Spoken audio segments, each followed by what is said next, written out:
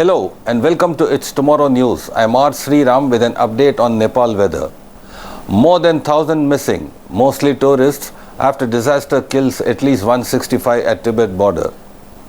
More than 1,000 people are missing, the majority of whom are tourists, after a catastrophic flash flood hit Nepal and Tibet, roaring down valleys, wiping out entire villages and leaving a preliminary death toll of 165, authorities said on Thursday. Rescuers are racing to locate people missing in the mountainous region popular with trekkers and pilgrims, including the hundreds of nationals from India, the US, UK, Australia and Canada. Terrifying videos from the event on Wednesday showed a massive wall of water crashing down on the border as people attempted to flee.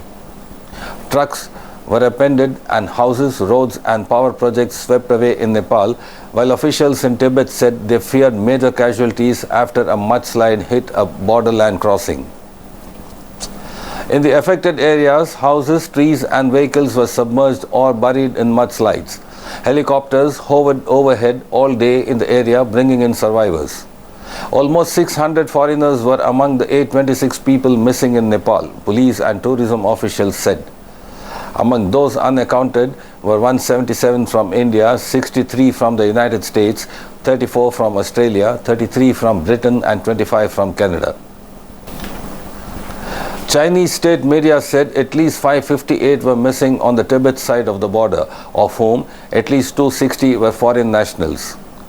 Police in Nepal said 165 bodies had been recovered by late Wednesday. The Chinese state media reported 3 dead on the Tibet side of the border.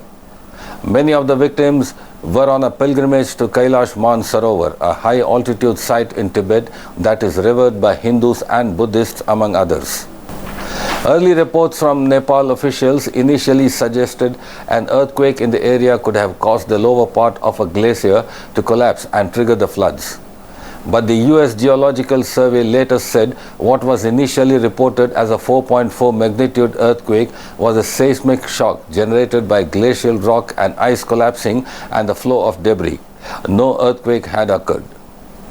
An initial study of Planet Labs satellite imagery indicated that a landslide of ice and rock triggered the debris-laden flood in the Lende River, about 20 kilometers or 12 miles northeast of the Nepal-China Rasuwa-Gadi border crossing, Nepal's National Disaster Authority said. Experts say the risk of such events is compounded by the extreme topography of the Himalayas.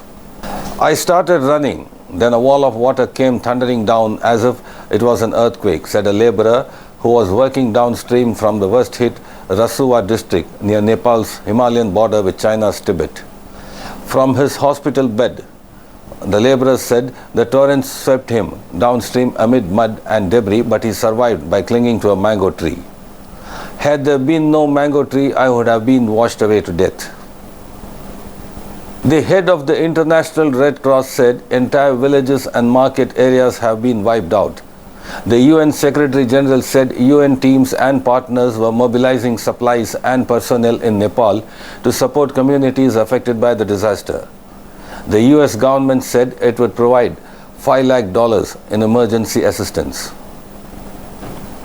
Tibet government officials mobilized nearly 800 emergency workers and 150 vehicles as well as sniffer dogs and speedboats to help the rescue efforts, China's official Xinhua news agency said.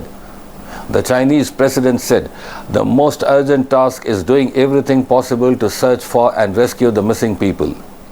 People from the affected areas of Nuwakot and Dadlang were seen gathering outside a Nepali army training center, the base for helicopter rescue operations, seeking information about missing family members.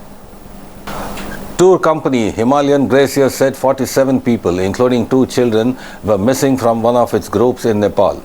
Among them were 15 Australians, 10 Canadians, 9 Nepalese, 8 Americans, 2 Britons, 2 Singaporeans and 1 Russian-American dual citizen, the managing director said. That's all for now. If you found this update informative, don't forget to like, share and subscribe for the latest global weather news. Thanks for watching and stay safe.